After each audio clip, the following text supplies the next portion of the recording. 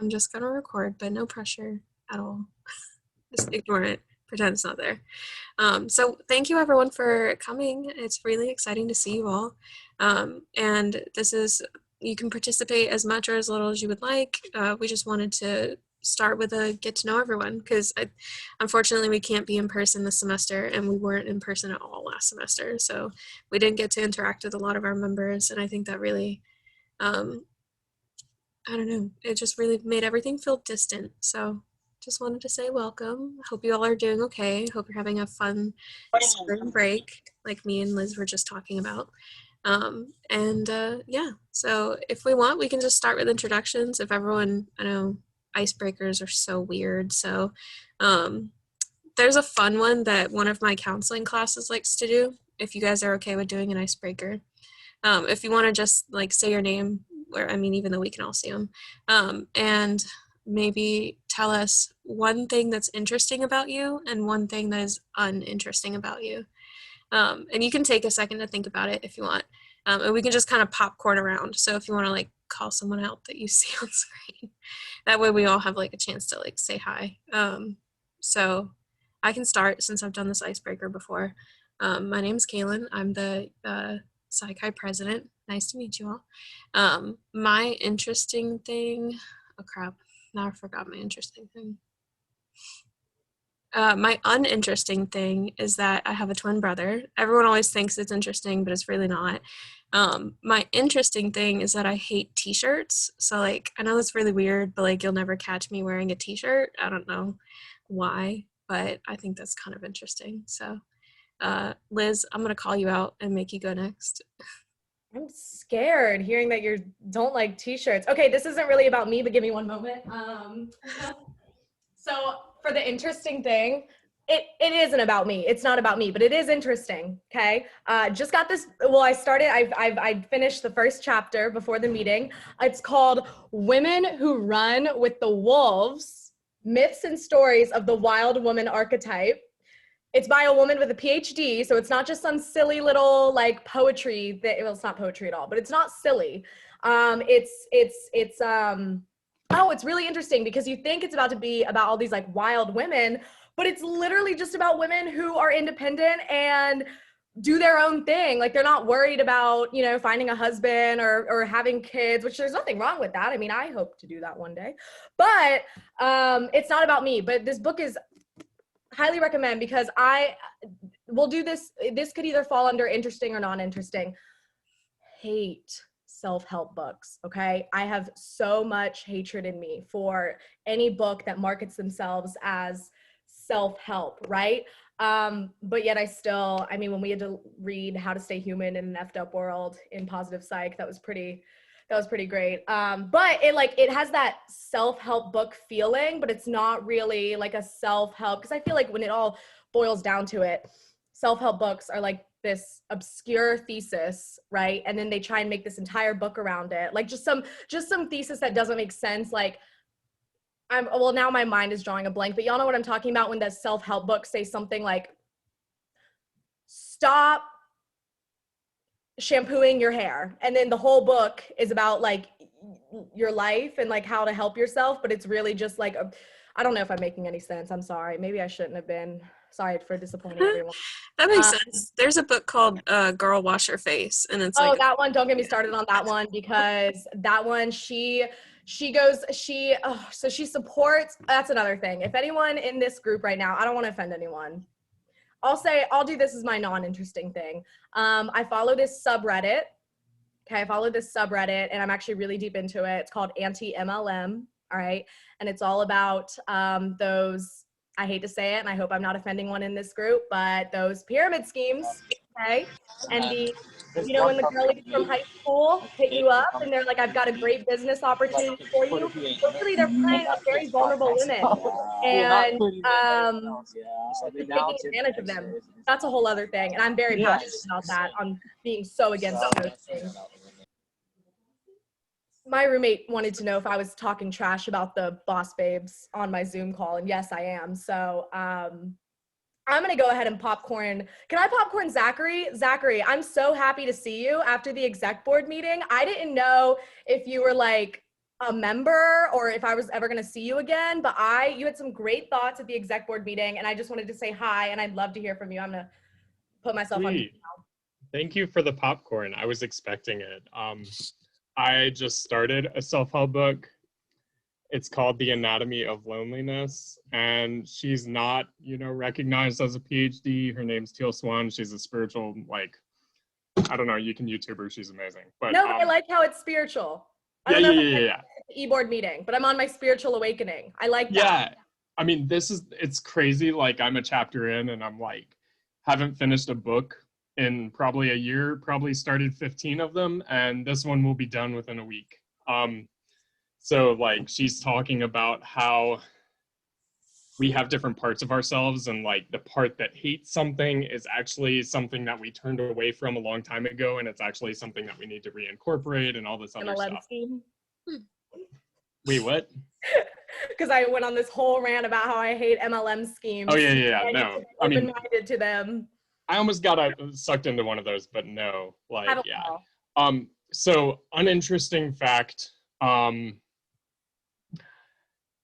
I don't think I have one. I don't honestly, if I say something, I hope it's interesting.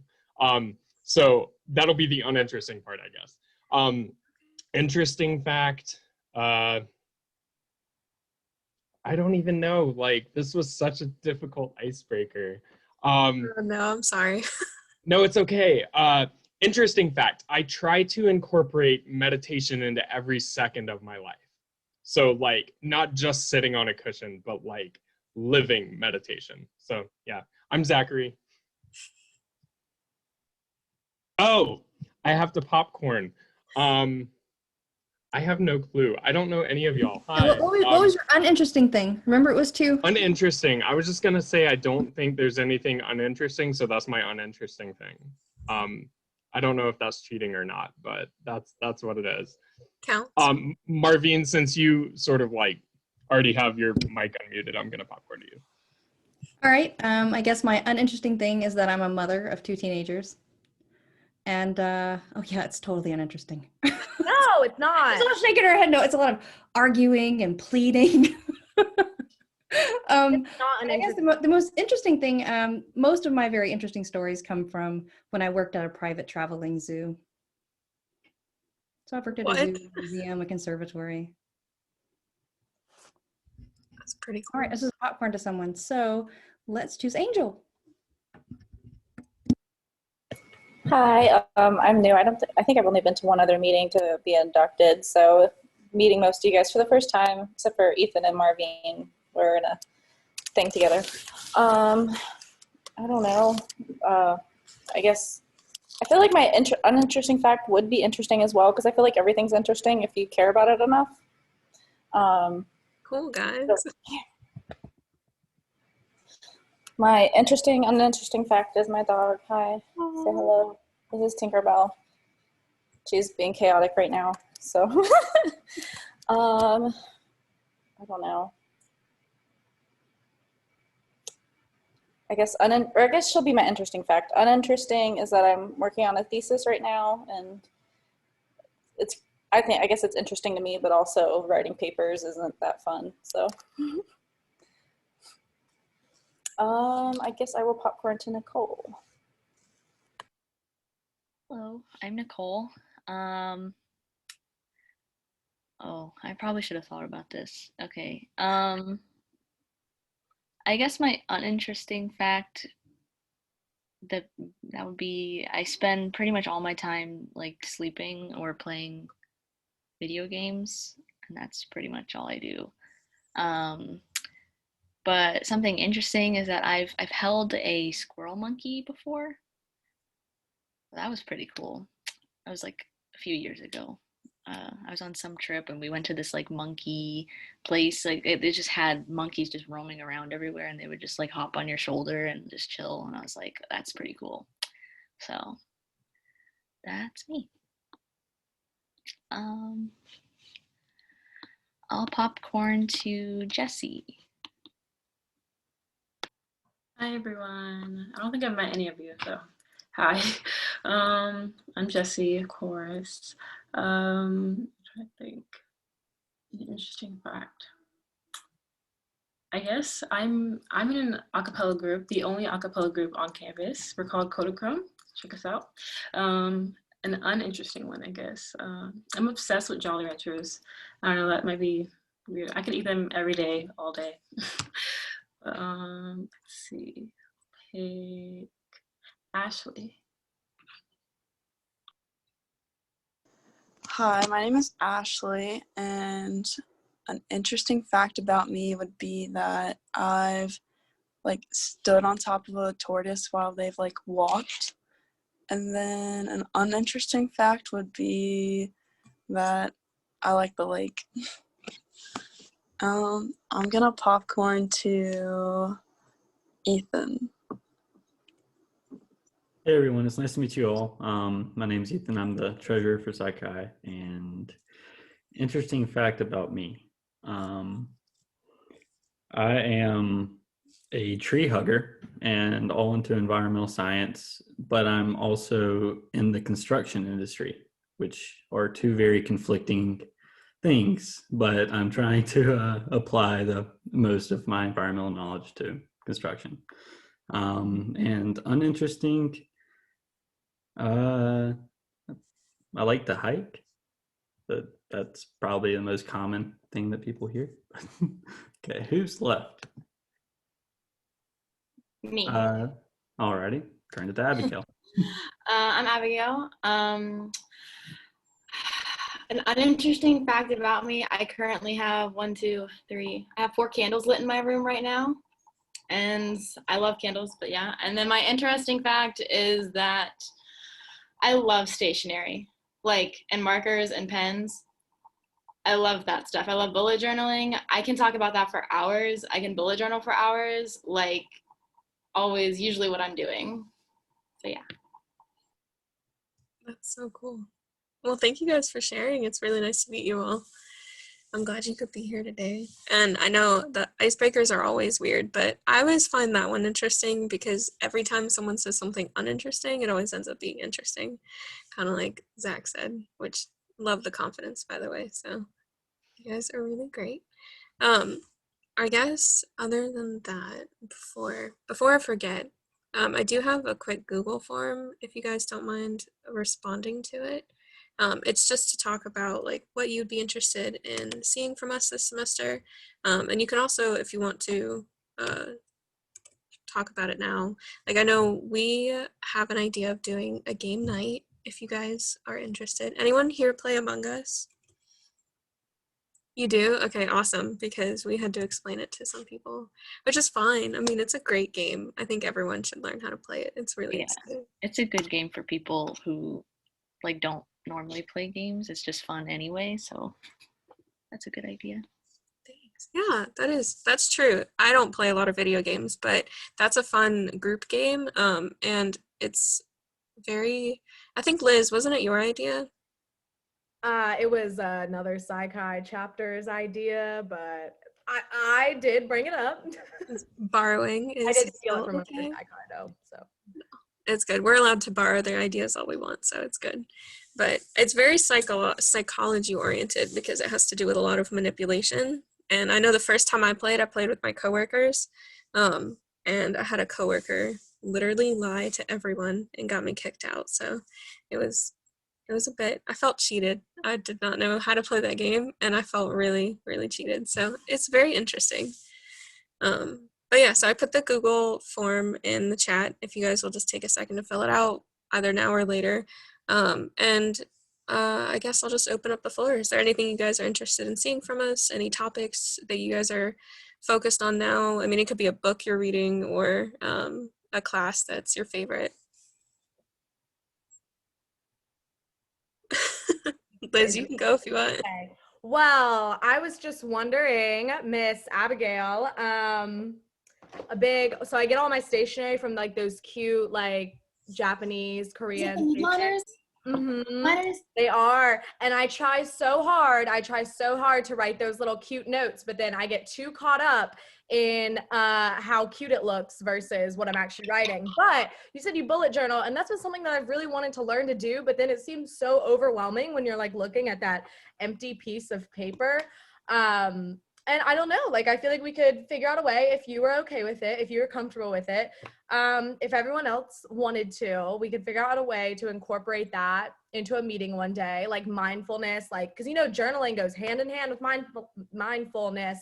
It's like one of the first things, if you look up how to be more mindful or how to take care of yourself mentally, one of the first things you're going to see is journaling, but also bullet journaling, because then you're being productive and you're staying organized, and it's a creative outlet, and it's just all over a good time. Anyways, I would love to, you know, just hear more about, like, I would love to do that, and I'm gonna expose myself just a little bit. I literally have a station full of all of my markers right here and pens, because I ran out of pencil boxes and space on my desk, so I had to go to Amazon. I had to buy more. Anyway, I would love to do that, because bullet journaling can be really overwhelming when you see like all of the people in there like doing scrapbooking and washi tape, and it's a lot. But you can just like literally make it however you want it to make it work for you. So I would love to do that. No, it's just so cool. As soon as you said that, I was like, I don't think I've ever met someone who actually does that, but it's always been something that, you know, you see it on Pinterest and you're like, I should pick that up. That's so neat. Then you never do. Yeah, I see TikTok videos about it a lot, and their organization is like commendable, but I could never. Just because I have a bullet journal does not mean I am organized. Let's make that clear. The appearance can be deceiving. So like I have all those fancy things, but like they're still in the packaging. What's your favorite pen? Because I don't know if you've used the Velocity, but this thing is so fantastic. And I'm like a pen addict. Like finding the best one is like the coolest thing in the world. So I'm just curious. So the pen I've been using right now is a Sharpie S Gel 0.7. But I also really love the Faber-Castell artist pens that have the different midpoint thing, like the millimeter of like the ballpoint pen differences. I'm not wording that correctly, but those are my two favorites probably. That's what I always use to like do my line art in my bullet journal. It's a good pen. It's a good pen. It is a good pen. It's not too, because you know that those pens that just put out so much ink and you don't know what to do with all that. But then some pens, like I tried to get those super, super thin. I feel so bad. I don't know if they're Japanese or Korean. When they're, maybe. I think they're by the same brand that makes like the mild liners. But they're so thin, like nothing comes out, and I'm just ripping the paper trying to get someone out. But this is a good pen. But I also have the erasable pens, because a girl makes mistakes. But so sorry to everyone who's not interested in all this pen talk. I really am. I'm sorry. I got so excited. No, y'all are passionate. This is really funny to me. Most of the time, I will use whatever pen is lying around, but that doesn't mean that I don't hate it while I use it. So I don't know. I use pens at my job because I'm a manager, so I have them like lined up in my pocket. And every time I bring a good pen, it gets stolen by someone. So I have like a cup of them, and I have stopped letting people borrow them. That's how it was working at a server in a steakhouse too. You put a good pen down, it's gone the next second. Yeah, don't know where it went. Don't know. At one point, I think I stole someone's. Sorry, go ahead, Liz. No, I'm sorry. I'm so sorry. It's so hard with Zoom because you think someone's done talking, you feel so bad because you interrupted them. Does anyone else have that same struggle? Because I do it all the time, and I feel really bad. But that's what I like. Sorry, now. And in general, when I grew up in Pascagoula, Mississippi, we all talked over each other. Like everyone in the room would be talking, and it was very hard moving to a place where, like, when you cut someone off, they got really offended. I was like, "I'm sorry, I had something to say, and I'll forget. And then I took a person home to Mississippi, and I turned on the news, and all of the newscasters were talking at the same time. Because everyone, that's just like the way people operate.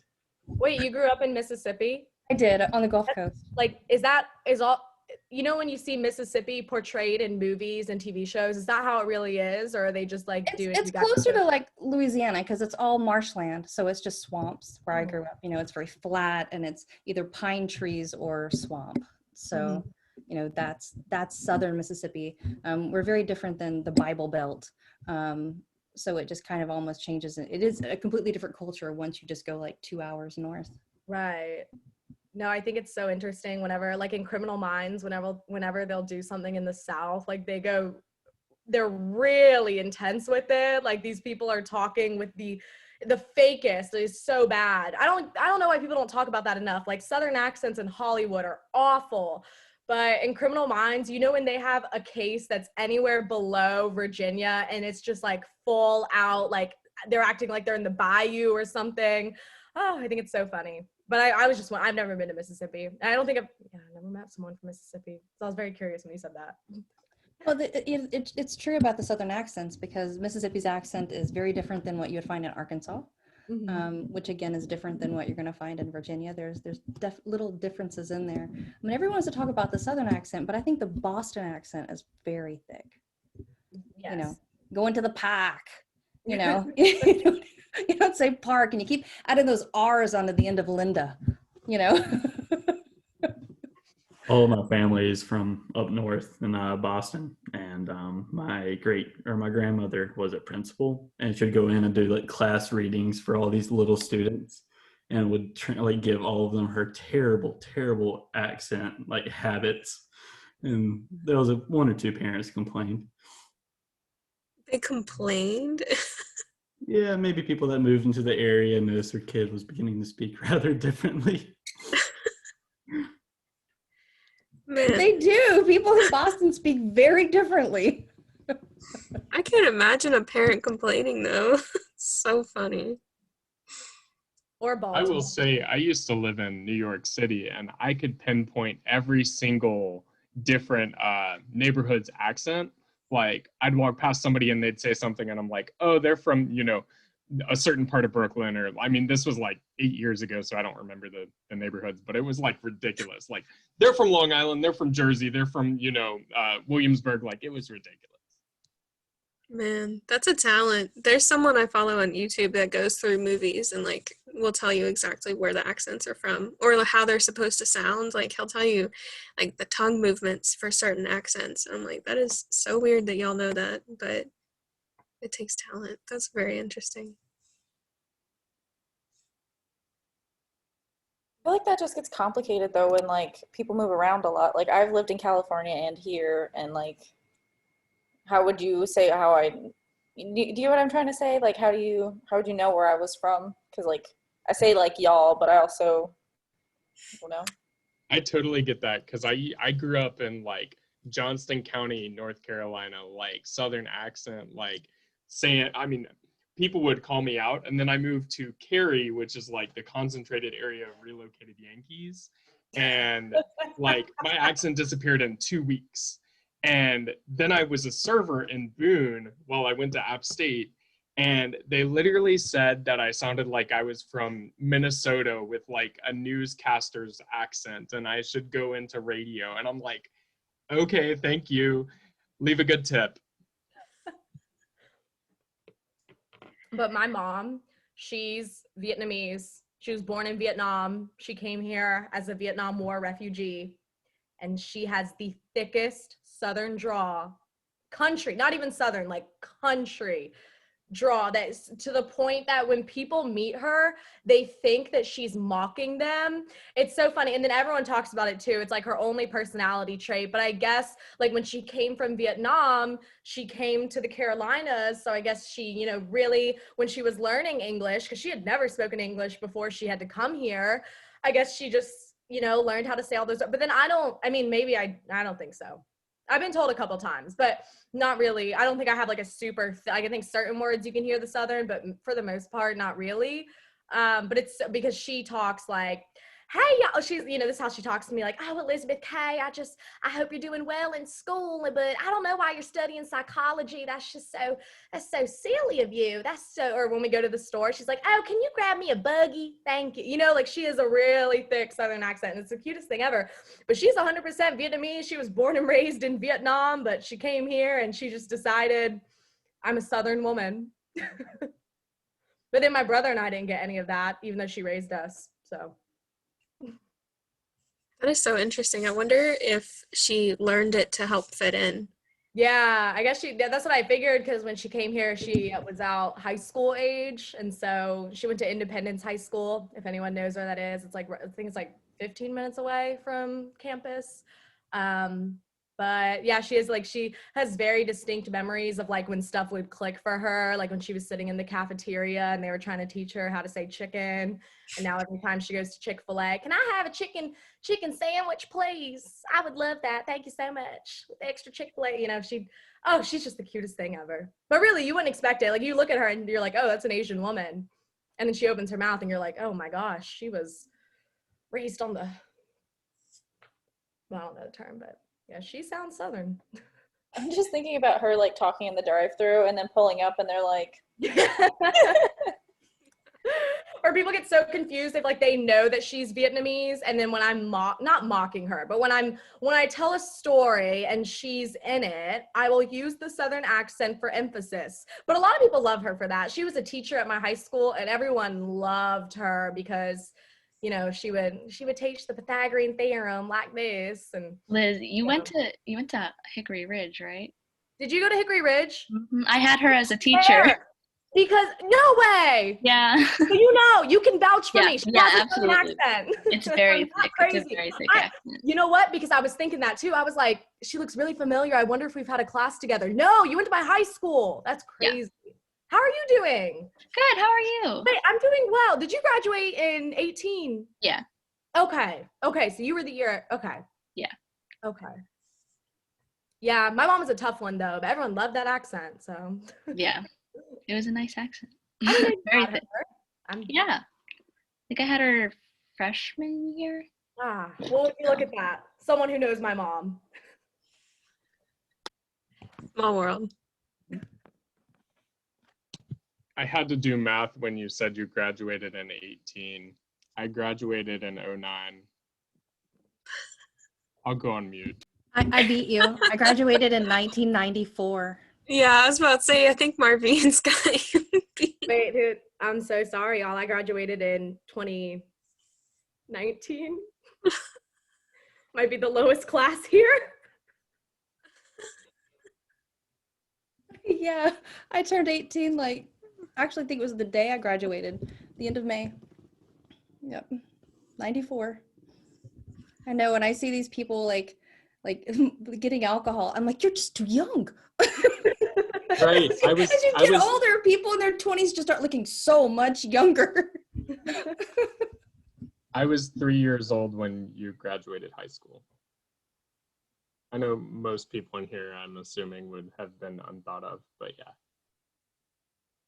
Yeah, unplanned at the moment. Well, now it probably doesn't seem so shocking when I say I have 2 teenagers and that it's a boring fact, right? I actually waited. You brought it up in adolescent psych, because I loved when you would raise your hand and talk. I was like, she is so, I know, really, I'm not even lying, Marvine. Every time, because we were in the same adolescent psych class, and every time you would raise your hand and ask a question, I would be thinking like, she's so smart for even thinking of that question. I would have never thought about that. Like, that's such, I was like, that's really good. I'm like, I'm glad she asked that. That's good. You helped build my critical thinking skills, and I appreciate that. But then one time you said that and I was like, oh my gosh. And you're working on, is it your math or is it PhD? No, I'll be graduating this May with 2 undergraduate degrees, my psychology and my anthropology. Yeah. I thought you were working on a math. Well, good. No, I'm working on a couple of research papers. One of them with Dr. McGonigal. She really believes we can get it published. And the second, I'm designing I'm designing a project in Dr. Galati's lab. I am applying to the master's program, so hopefully I get in. That would be great. Are you allowed to tell us what your research is on? I love hearing people's research topics. Well, I'm really interested in the intersection of personality dispositions. I don't use the word trait because trait people think like doesn't change. Dispositions can change. They do change with experience, whether it's, you know, you purposely go out and do this like mindfulness, or, you know, you just life experience does it to you. I'm interested in that and the social outcomes.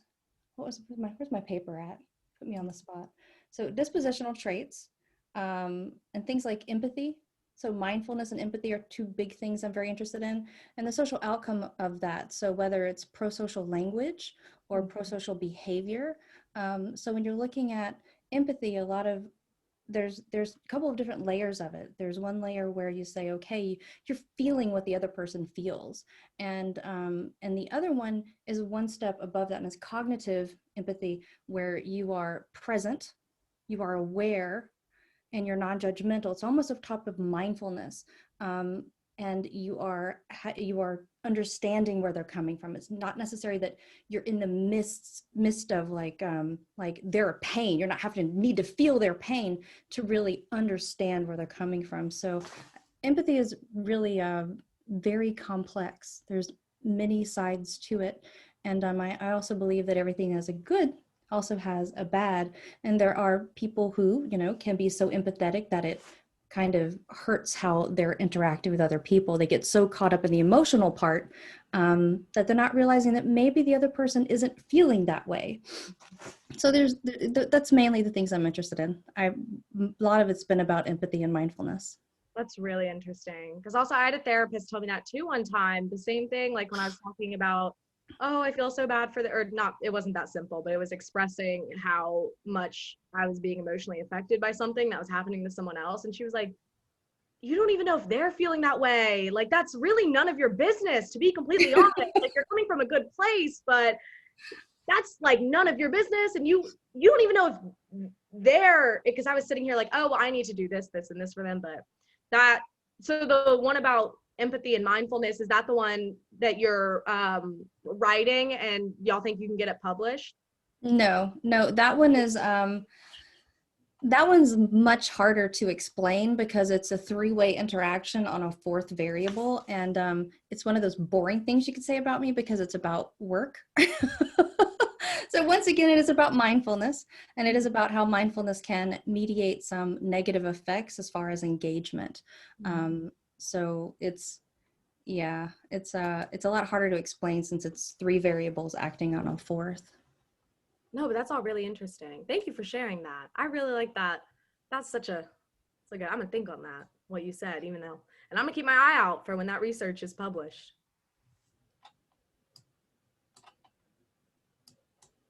Yeah, I think that's really cool. I think the idea of like recognizing that other people aren't thinking what you think they're thinking, which sounds really dumb the way I just put it, but like that helped me with a lot of my anxiety, like pre-apologizing before anyone ever says anything, or having to explain yourself like for everything you do. Just taking a moment to like think about the fact that they might not be reacting the way that you expect them to. I think that really helps with anxiety and kind of just having more confidence in yourself and what you're doing. That's really cool. And then from like the masculine perspective, it's, you know, I don't outright apologize for things, but I'll internalize until the point it's like self-destructive, which I don't know. I attribute to being male, but I also don't really subscribe to any certain stereotype or belief. So is anybody else doing any research? What are you studying, Angel? So I'm ready, like I mentioned earlier, I'm doing a thesis, and we're like studying like Zoom groups, which we're still collecting data on, and just kind of trying to understand that interaction more. And there's a bunch of different like subsets of things that we're trying to figure out. So like, one person's doing a thesis on like, what's it called? Like the status in a group. So like if you're in a group, like how do you expect people to like end up and go, and like, and then how happy are they in the group? And then just a lot of it's trying to figure out how like different Zoom is and how similar it is to like in-person interactions. And so I'm kind of like looking at like how groupy do you feel with like your camera on and off, and like if you feel like you get to talk as much as you want and stuff like that. You know, my daughter won't have her Zoom camera on because she doesn't like the color of her hair with the lighting. She just won't do it. Her hair is beautiful, but she's like, no, it looks beautiful in real life. She's 12 too, so, you know. It's also different from group sizes. So like we're doing small groups of like 3 to 5 people. So it's kind of really important to have your camera on, or else it's like really weird. Like if everyone else is talking and you just have your camera off and it's not the same. At least that's what we're assuming. We haven't fully got the results yet, but that's what preliminary stuff is showing. Yeah, that's a good point, because I know like the classes where we do breakout rooms, 3 to 4 people, it's a lot easier to talk to people because you feel like you're heard more and you have more time to speak, whereas like the classes of like even 20 to 40, and the teacher's always asking for answers and no one wants to speak up because there's so many people in class, and like we even experienced earlier, the fear of interrupting people is very real. Like I don't want to interrupt people. That's really cool. That's exciting. Yeah, I think the interrupting thing is especially bad on Zoom, just because like it only takes a couple people's audio, and like it'll make other people's quiet. So like if someone's talking and then someone tries to talk over them, then you can't really hear. Yeah, that's a good point. Whereas in person, you could probably catch what someone else is trying to say. It's probably easier for professors in person to be able to like call that person back into the conversation after someone else has already talked. I've also been considering like the past week, like the lack of social interaction, because like we can't just turn to the Zoom box to the left or right and talk to somebody anymore. It's like you're literally in your own box and you can't talk to anybody unless through a chat, which I just think is really impersonal. Unless you're like talking crap about someone. That's what I like imagine. You're like, just so you know, if a Zoom lecture is recorded, they get the private chats. I learned that last week and I was like, no way. So yeah, looks like Elizabeth is devastated. the only thing they wouldn't get is like, I haven't been caught yet. If you go to a breakout room, in that breakout room, that's not being recorded. I don't know if the chat would be or not, but the video is not. Well, I've been seeing some people post, and I really hope that they're just trying to go viral for the shock value. I really hope they're just trying to like, they know that if they do this, they'll get clout, if you will. I hope this isn't real, but some people have been showing how like sometimes the mute button will glitch and they can hear you.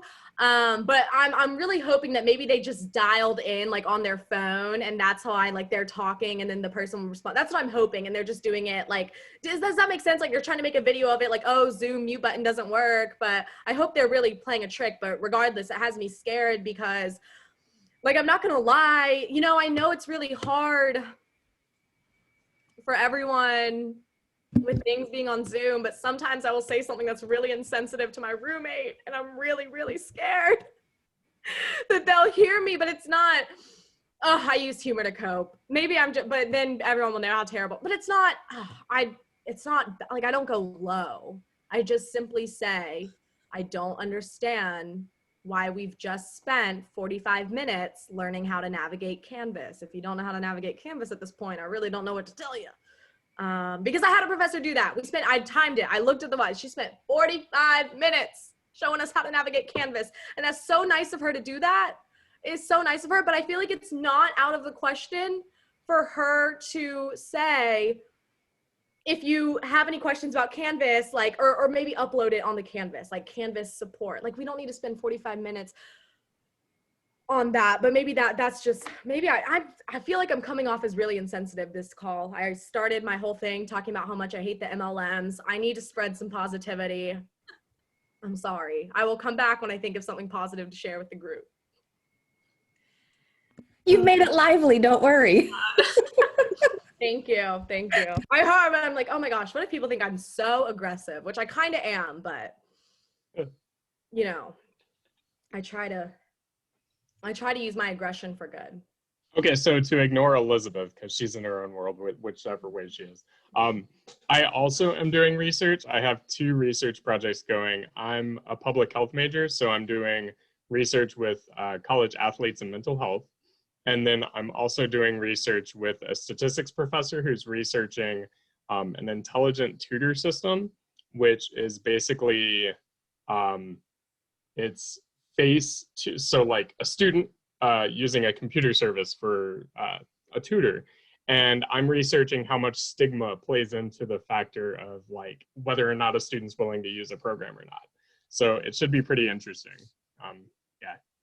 So what are you talking about with it, like the face? Like it would recognize if the kid is like getting confused? No, so it's literally just researching the stigma between a student using a tutor or a student using a computerized tutor. So instead of face-to-face, it's face-to-screen. So yeah, does that make sense? So it's still a live tutor. I've had some experience with tutors. I've got kids. So I'm Well, I don't know if it, okay, so I don't have experience with tutors because I don't know, school comes naturally to me, but it's literally just a computer program that gives you the right answers when you figure it out. So it's not a person, it's literally a computer program. Okay, like IXL. Do you know what that is? No. Just the letters IXL, and you I use IXL. Yes. They just started using it more in the school system, but I have my kids using it for years. And if you get the right answer, then you have less and less you have to do. But if you keep getting the wrong answer, then it kind of pushes you backwards, and you got to like almost start all over again, and it gets harder and harder to finish. It can be like eternal questions if you keep getting them wrong. Keep that. But then it's also really helpful, like if you get something wrong, say it's a concept that requires, like math is all building on itself, right? Like if you don't understand what's going on in unit 2 and you decide in unit 3 that you're going to give it your all, it's just not going to work unless you go back to unit 1. I actually really like IXL because if you got something wrong and it had multiple concepts, it would like go all the way back and make you do those concepts one by one instead of just making you redo the same type of problem over and over again. IXL was great. IXL, my mom's a math teacher also, so, you know, IXL was every single day. That's really interesting. What do you mean by stigma? Like, if people are more likely to use a live tutor versus a screen? Right, so I would be focusing on the disparity between a student that is likely to use a face-to-face in-person tutor versus the population that is willing to use an online tutor. So focusing on the difference between the subset of the population that would and would not use a tutor, and then would or would not use the online program. That's pretty interesting.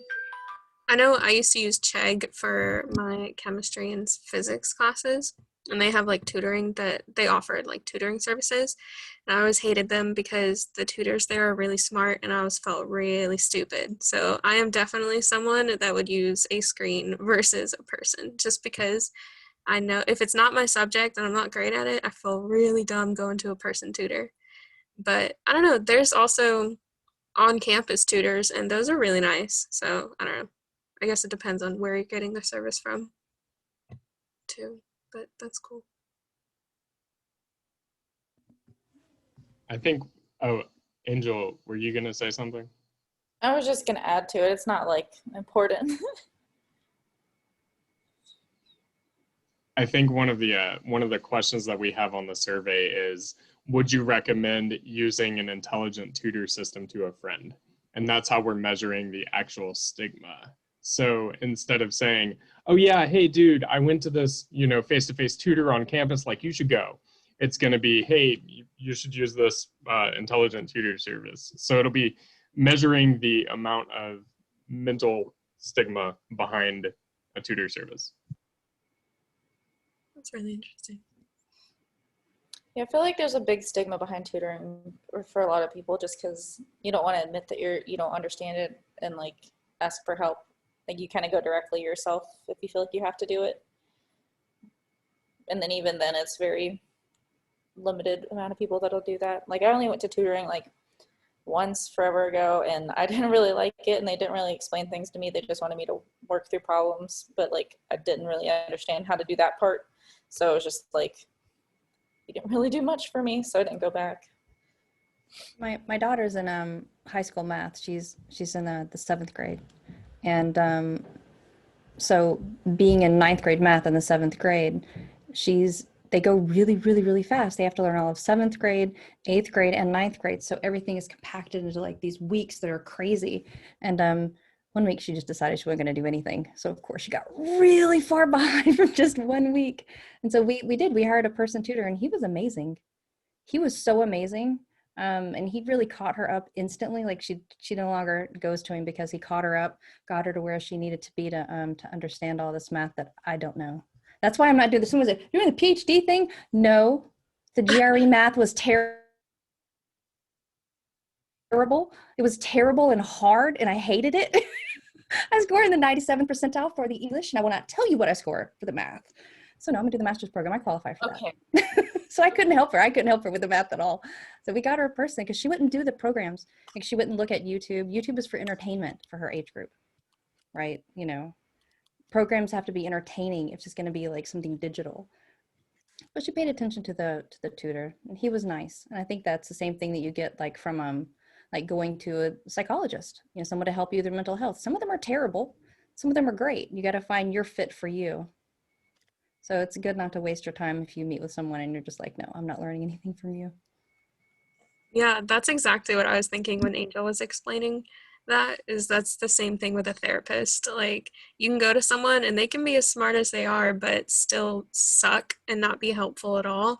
And then you go to someone else and you just really click with them and they can help you get through a lot of stuff that you didn't even know you had. So that's really cool. I'm glad he really helped her, because that's scary. That's scary that 1 week of not work put her so far behind. Well, yeah, because you're just shoving 3 years into 1 year. You know, it's always a decision. Like when Hunter, my son was young, they were still like kids in when they were really young, and he didn't hit that 5-year-old. We're like, oh, he already knows his ABCs. He already knows how to, you know, to write a little bit. And he knows this, he knows that. He's smart enough to go in. But then we didn't think about the fact that when everyone hit puberty, he would be so tiny, right? Because he was a year younger than everyone. He's still a year younger than everyone. He started when he was 4 years old. So it was very good when he caught up height-wise, because that was a terrible 2 years. You just don't think about those things, you know. And then Aurora, she can do the math. We want her to be challenged, but you know, then it's a question of, am I going to put her in this class that's going to be hard? I'm going to be her level, but she's, you know, she's used to everything coming sudden insight. She looks at something, it's just sudden insight, but then math is not that way, right? You've got to work at it. And so it was a learning skill for her beyond just the math. It was a learning thing of like, hey, some things don't just suddenly click in your head. You know everything. You just get it. You know, there's a problem that people like her have, and that's dealing with not knowing something instantly. That's been the main challenge, learning how to gracefully not know something. I gracefully not know things by making answers up. It's been working out my entire life. I don't know, like with the insight piece, like sometimes if you're asked a question that you don't know, you can like just know an answer and it works out. Like I'm very much like that, and I don't know if that's a smart thing or a good thing or a bad thing, or it just is, but like that's how I feel, and it doesn't work for math. Nope. I'm very big It on. does not work for math. And even when she does, like she doesn't want, she's like, well, I know the answer is this. And I'm like, but you've got to write down those 15 steps, because like back in my time, you know, we just wrote down the 3 steps, right? We just had 3 things we had to do. We didn't have to understand the mechanics of it, right? So like she's got like 15 steps, and I'm like, I can't help you with that. It's not even how I learned it, you know, but she's like, I don't need to do any of them. This is the answer. I'm like, you have to write it down anyway. You're getting graded on showing that you can do the work, because especially with them at home now, they can just look up the answer. You know, that's going to be a big problem with I think with everyone who is in school right now, the elementary and high school. everything they're doing right now, they can look up. They don't have this respondus like we do. But I mean, they are also growing up with phones in their pockets, so they're going to be able to look up answers all the time. You know, I Right. remember being in elementary school and they said, oh yeah, you're going to have to write in cursive the rest of your life. And I was like, oh, okay. And then elementary school, they were like, oh yeah, you're going to never have a calculator in your pocket. And I'm like, okay, what is this thing? They Like, don't even teach cursive anymore. They don't teach cursive. That's what I've heard. I taught it to my son, and my daughter doesn't want to know. She knows a little bit of it, but I was like, I want you to learn this. So whenever I write anything on our whiteboard, I write it in cursive. They have no choice. Anytime I write anything on any notes, anytime, anywhere, I write it in cursive. So they'll at least be able to read it. When I was in elementary school and middle school, if it wasn't in cursive, we had to rewrite the whole thing and turn it. If it wasn't in cursive, they wouldn't accept it. And that went for research papers I was doing in middle school too. If it wasn't handwritten in cursive, nothing. There was a part of the SAT where you had to write an entire paragraph in cursive. And like, I mean, we learned cursive, I think in 2nd or 3rd grade here. And like, before I graduated high school, trying to write that paragraph out, I was like struggling so hard, it was ridiculous. My grandma, whenever she writes things, it's always in like the worst, like I can never like I have to try to decipher like letter by letter because it's like cursive on steroids that's just like sloppy and doesn't make any sense. And I'm like, I love you, but I can't read your handwriting. And I've told her, but she still hasn't done anything about it. Yeah, that was my grandma's. I always had to translate it for my brothers because they could never read her letters, even like birthday cards. They had no idea what it said, and I would just like translate it for them, like letter by letter. I don't get why cursive. Like, what's the point of it? It feels outdated to me. Like, I get it, it's pretty, but like, it's not like it's another language. I don't know. Yeah, I just put letters together. Yeah. For that paragraph for the SAT, that's what I did. I just did a bunch of loops and assumed it was right. Maybe dotted the I's and crossed the T's, but I tried so hard. It took so much time. I was so irritated afterwards. I think it's just like the struggle to make you like really stressed for the SAT because it is right before you take it, right? Mm-hmm. Like maybe that's what diminishes your grade is how long it takes you to, Did they actually phase write that the part person. out? Because I don't remember that in the SAT. I think they might have done it for either option. It's been a while since I took it. Like you can write it in cursive or like you're supposed to, but you don't have to. Gotcha. If you're going to take Maybe your GRE, go ahead, Zach. Oh no, maybe it's just because I'm older that we were required to. I don't think we had the option. I was going to say GRE. I just took it. Even though I studied with the textbooks, I recently learned that they have classes. So if you're going to try to take the GRE, take a GRE class. It'll help you tremendously. And I love math. Like Calc 2 A's all like that math section makes no sense. It's awful. They're like, tell me the answer I want to know, but we're not going to say it clearly. And you're like, what are you asking for here? What does number mean? Is that the sum? Is that the amount of numbers? What is this? It makes no sense. Yeah, you're comparing things that are not actually scientifically comparable, like the height of a building or the volume of this thing. And you're just like, wait, hold on. And I don't know. I'm not good at math, so I can't probably give a very good example, but I've read great posts on it. And the definitely they're just not comparable. To ask like, is this the same or equal or whatever? And yeah, my problem is that I want to write down the formulas, and you have to know the formulas so well that you can do what my daughter always tries to do, just know the answer. So, they're asking for one thing here, but you've got to do like 5 calculations and they don't give you time for it. There's 1 minute and 35 seconds or something per question that you have. And I need about 5 minutes per question. 2 of the schools I'm looking into for grad school have waived their GRE requirements. So just make sure that okay. I'm thing is I'm geographically bound, right? I can't be all like, so long kids, I'm moving to Ohio. Like, right. Peace, Mom. I'll Zoom you every night and say goodnight, okay? Like, I'll mail you cookies once a month. No, I can't. I'm stuck here. This is where I'm at. So, our psychology department thinks it's very important. I did forward some research which shows that the GRE has absolutely no connection with outcomes. It is just an easy tool. I actually was told that to my face, that it's just an easy tool to weed people out because there's way too many people applying. So even though it has been proven to be not equal in who it pushes out, we'll just put it that way. They don't care. Yeah, that's so crappy, especially for a psychology program. Like, even just test anxiety, they should know that standardized tests are not helpful. That's really dumb. Yeah, it is. It's yes, it's classist. It is classist, is what someone wrote. I think here, Angel. It's classist. There's a lot of I don't know. There's a certain brand of people who get through. They have certain little boxes ticked. Yeah. And us old people are not it, because we've been out of school for too long. and yeah. So if you have enough resources, then as you said, their classes. Those GRE classes are $1,200. Some of them are. The cheap ones are $400. So it comes back to being classist. Yeah. Yeah, and you have to pay to take it. And like, I recommend taking it at least twice because everyone I know did better the second time.